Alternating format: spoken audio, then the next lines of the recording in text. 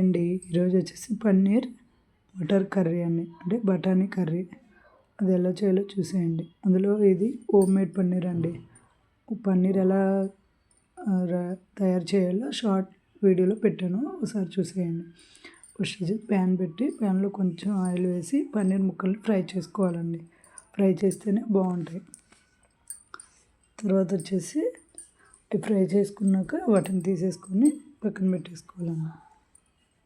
తర్వాత వచ్చేసి అది తీసాక అదే ప్యాన్లో ఆయిల్ కొంచెం ఉంటుంది కదండి, దాంట్లో గ్రేవీ కోసం మసాలా సిద్ధం చేసుకున్నాం. దాంట్లో కొంచెం ధనియాలు, జీలకర్ర, చెక్క, మొగ్గ, మిరియాలు, అలాగే కొన్ని జీడిపప్పు. తర్వాత అవి కొంచెం ఫ్రై అయ్యాక ఆనియన్స్, పచ్చిమిర్చి వేసుకోవాలండి. వీటిని కూడా ఒక 2-3 మినిట్స్ ఫ్రై చేయాలి. అంటే ఎక్కువ ఫ్రై చేయని అవసరం లేదు. తర్వాత టమాటా వేయాలి. ఒక 2-3 మినిట్స్ మగ్గనిస్తే కొంచెం ముక్క అనేది మెత్తబడితే సరిపోద్దండి గ్రేవీ కోసం. ఎందుకంటే గ్రేవీ మళ్ళీ ఓన్లీ కర్రీ చేసేటప్పుడు ఉడికిద్ది కదా, అందుకని. వీటన్ని చల్లారబెట్టుకొని ఒక 2 మినిట్స్ తర్వాత మిక్సీ వేసుకొని పేస్ట్ లాగా సిద్ధం చేసుకోవడం అండి. తర్వాత కర్రీ కోసం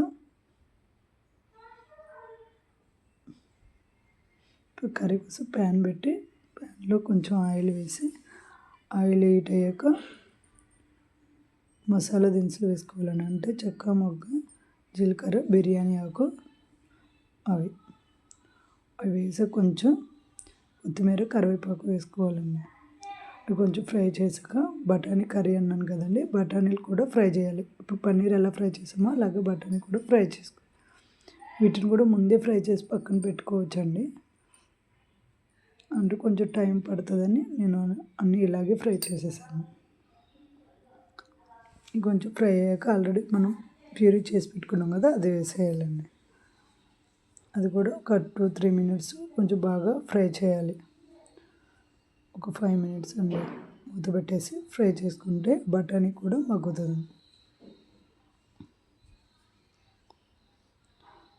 మళ్ళీ ఒక 2-3 మినిట్స్ ఫ్రై చేయాలి. అలా మధ్య మధ్యలో ఫ్రై చేసుకుంటూ ఉండాలి, ఎందుకంటే స్టీల్ ప్యాన్ కాబట్టి అడుగంటుతుంటుంది.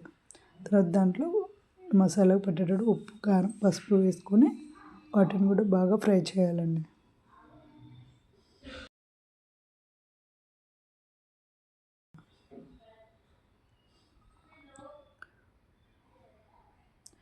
గ్రేవీ కొంచెం ఎక్కువ కావాలంటే వాటర్ కొంచెం ఎక్కువ వేసుకొని దగ్గర అయ్యేంత వరకు ఫ్రై చేయాలండి. నేను కొంచెం వాటర్ వేసాను.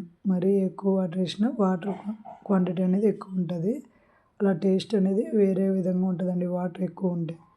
అందుకని కొంచెమే వేసాను. వాటిని కూడా బాగా ఫ్రై చేసుకోవాలండి.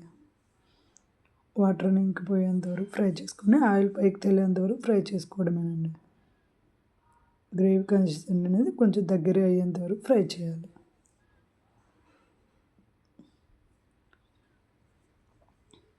తర్వాత వచ్చేసి పన్నీర్ ముక్కలు యాడ్ చేయాలండి. వాటిని కూడా బాగా ఫ్రై చేసుకోవాలి. కన్సిస్టెన్సీ అనేది దగ్గరగా రావాలండి.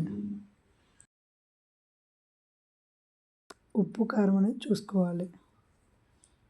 ఉప్పు, కారం సరిపోతే ఓకే అండి. అందులో ముక్క మెత్తబడిందా లేదా, బఠానీ ఉడికిందా లేదా చెక్ చేసుకొని ఈ గ్రేవీ అనేది బిర్యానీలోకి, బగారా రైస్, చపాతీ, పూరి ఇలాంటి కర్రీస్కి టేస్ట్ బాగుంటుందండి. తర్వాత ధనియాల పొడి, కొంచెం గరం మసాలా వేసేయాలండి. అంతే అండి, పన్నీర్ కర్రీ రెడీ అయింది. మీరు కూడా ఒకసారి ట్రై చేసి ఫైనల్గా కొత్తిమీర వేసేసి సర్వింగ్ బౌల్లో సర్వ్ చేసుకోవడం అండి. Thank you.